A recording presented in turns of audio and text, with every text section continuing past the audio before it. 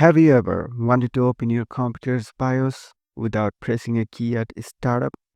There is a simple trick in Windows. You can create a shortcut that will restart your PC directly into the BIOS menu. To do this, just make a new shortcut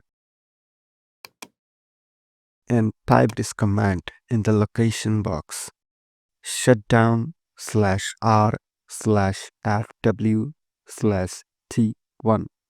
After creating it, right-click the shortcut to go to Properties, then Advanced, and check Run as Administrator.